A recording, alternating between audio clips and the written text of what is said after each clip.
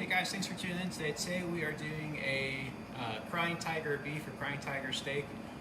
My local Thai place closed, and this was one of my favorite things to get there, so I figured I'm going to make it to eat myself now. So we're going to have some fun and do that. You can do this with most cuts of meat. I got skirt steak here. You can do it with ribeye, sirloin, flat iron steak, whatever you like. I kind of just like skirt steak, and I had it in the fridge, so it's a win-win for me. I gotta trim some of this fat off. I kind of started that earlier today, and I realized I should probably show you guys how to do that. But there's a little bit of fat on the back of this. Like one side looked really nice and clean, like that little bit of fat there. That's okay. You can leave that there, or you can kind of cut it out. It comes out pretty easily. So we're just cutting that out, and then we want to remove all this big white fat on the back. So we're just going to kind of run our knife underneath of it and cut it out, kind of like Uncle Joey used to say on Full House. So we are just going to get rid of all this.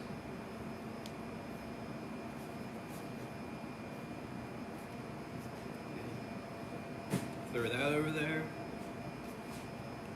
Get this last little bit here. So you can leave some of it on because fat equals flavor, so I'll give it a little bit of flavor and kind of cook down. And you know the best part of some steaks are that the burnt fat on them or cooked fat on them. So I'm gonna put this in a Ziploc bag. This is what I had in earlier, so there's a little bit of juice in it already. I'll move this out of the way. Get rid of these gloves here. And I just need to make the marinade real quick. I got 2 tablespoons of soy sauce, a tablespoon of brown sugar. If you got coconut sugar, that would work for it as well. A tablespoon of cooking oil. I use vegetable canola oil, will work just fine. A tablespoon of fish sauce. It has a little bit of funky smell to it, but it does taste good. Then we're going to use oyster sauce. And you can find all this stuff in the international aisle at most grocery stores. And if you're thinking oyster sauce tastes like oysters, it doesn't really taste like oysters. Think of it kind of as a thicker Worcestershire sauce. Kind of has that nice umami flavor to it. You're not really sure what it is, but it has that nice umami-ness to it. So think Worcestershire, but just a little thicker. So we're just going to mix this up real quick and then pour it over top of our steak. And you let this go for anywhere from 15 minutes to an hour to 4 hours. You can even do it overnight if you really want to, but this is one that with a skirt steak it won't take that long to marinate. So we're squishing it around in the bag to get it kind of all distributed over the steak, and we will just kind of put this off to the side to use later. I have one here that I already marinated. I did it earlier, so we're just going to start cooking it now while we kind of finish up the sauce for it. So this is a nice skirt steak. Actually, the one I had I cut in half to do this with. So I got a preheated grill pan here. I'm just going to put that right on there. You can do this on a grill, in a pan. I have a nice grill pan here that I like using, so I'm going to do that.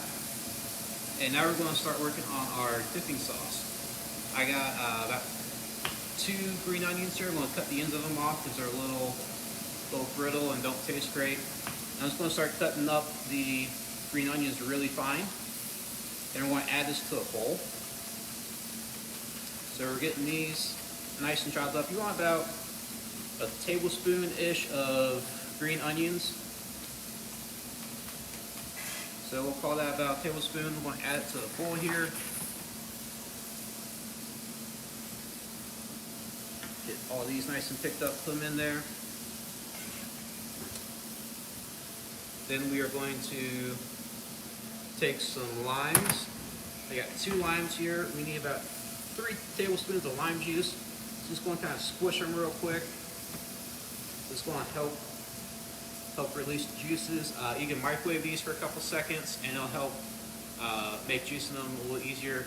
I actually think I have I have a citrus juicer here. So I'm just going to cut these guys in half. And we'll squeeze the juice right into the bowl. Put my lime in there. They just fit, so that's good. Come on. Give it a big squeeze.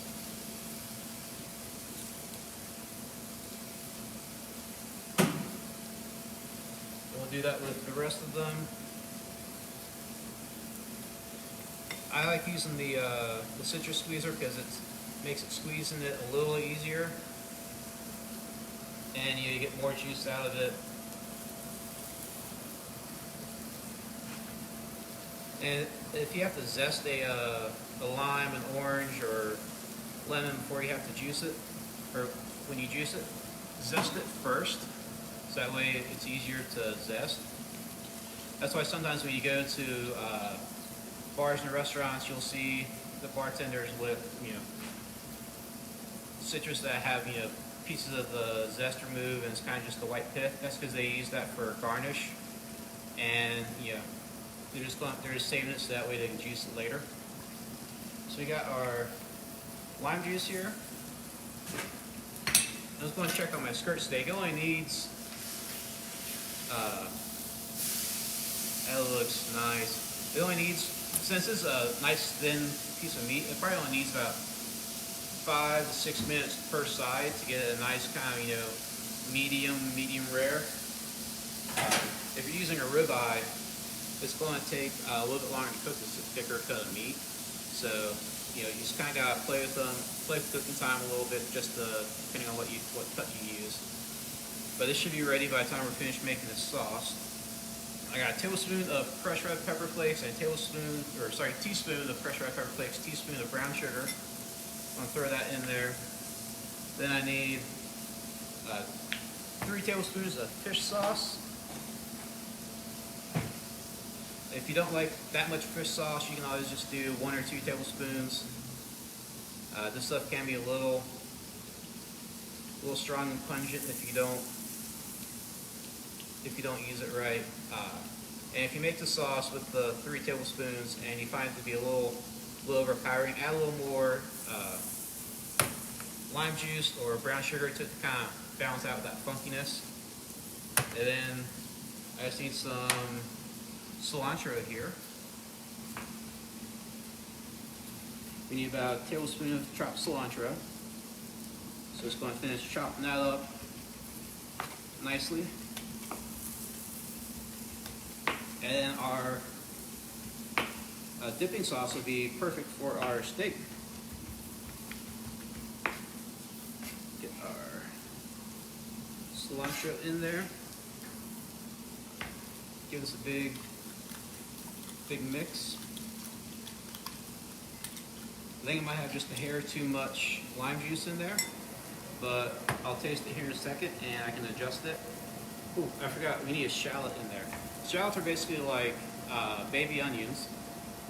They just they cut the same way, so it's going to cut the stem end off the onion, and then we will cut it in half lengthwise. Peel it.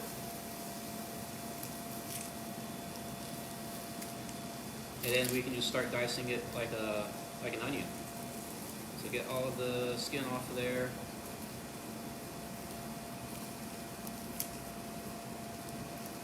There's going to be a little cilantro on everything now, because once you chop fresh herbs on a cutting board, they are in everything after you cut with that. So that's why I usually do them last, but it's alright because they're going into the same thing. So they're kind of like the onion that have the lines in. We're going to cut with those lines, but not through the end of the shallot. So we're just cutting these, and you want to do nice fine dice on the shallots, because you want nice little small pieces of shallot in your sauce. And if you can't find shallots, You can just use, you know, a small red onion or half of a red onion, and it'll work just as well. Shallots have a little bit different flavor, but red onion works just as well as a replacement. So we're just cutting up this other side of the shallot here. Give it a turn, give it a nice little chop.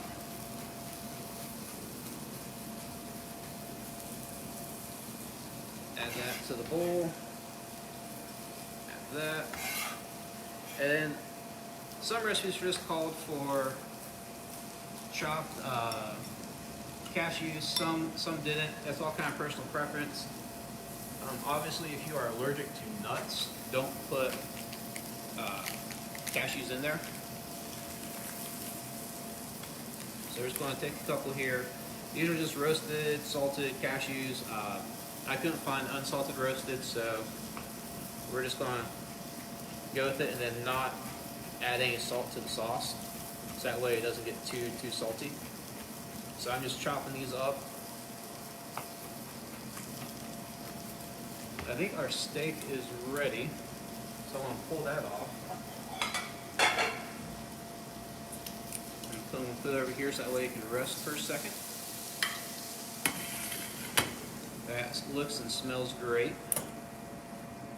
So it's going to kind of finish chopping this up. And traditionally, whenever you do this, you want to wait till the last second to add your cashews to the sauce. But since we're getting ready to kind of plate up so you guys can see the finished dish, I'm going to go ahead and use a little bit of it. So it's going to take some of the sauce here, put in this nice little cute dipping glass we got. Do that, put that right there. Put some of these cashews in there. Those will kind of get mixed up whenever we start eating and dipping our steak. I was kind of put the rest in the bowl with the rest of the veggies. And then I cheated and I got pre-made jasmine rice because I'm all about time savers. And I actually love this stuff. I eat it at home all the time. So that's how you know it's good, is you eat it at home. So I'm going to take some of that. Put that kind of on there, kind of fluff it a little bit. And I just cooked that to the package instructions. I think it was about 2 minutes in the microwave with a couple holes poked in it, and it was good to go. So our rice is all set. I've blanched a couple green beans. So I'm going to take some green beans here. Just kind of put those on there as well. This will add a little bit of extra color, and you can easily dip that right into the sauce as well, just like the steak. So for our steak, I need to let it rest a little bit longer, but just to kind of show you guys what to do. So the grains on the meat are going kind of vertical with me. So when you slice it, you want to go across the grains. So if the grains of the steak are going this way, we're going to cut it this way. Because if we cut it this way, we're going to have long, stringy grains, and it's not going to be easy to chew. It's going to be easier to chew. So it's going to kind of cut this on a little bit of an angle across the grains. And if you're worried about it being too big of a piece, just cut that in half. We can put that over there for later. And then just slice away. This is going to be delicious. It smells awesome. It's cooked nicely. Got a nice, mid-rare to medium on it. I can't wait to eat this. I love Crying Tiger beef or Crying Tiger steak, however you want to say it. Just going to take some, put it right there. I cut it too soon. It needs to rest a little bit longer. Kind of put that out of the way. And now we got a nice dish of crying tiger beef or steak with easy steamed microwave rice and blanched green beans. You can easily get the microwave green beans and out of the freezer section and do those as well. The sauce, we made that easily while we were cooking the steak. So this could be an easy weeknight meal, full of flavor. There are a couple of exotic ingredients, but you can find all those at your local grocery store. So you can do that as well. Hope you guys give this a try. Tune in next time, and we'll see you then.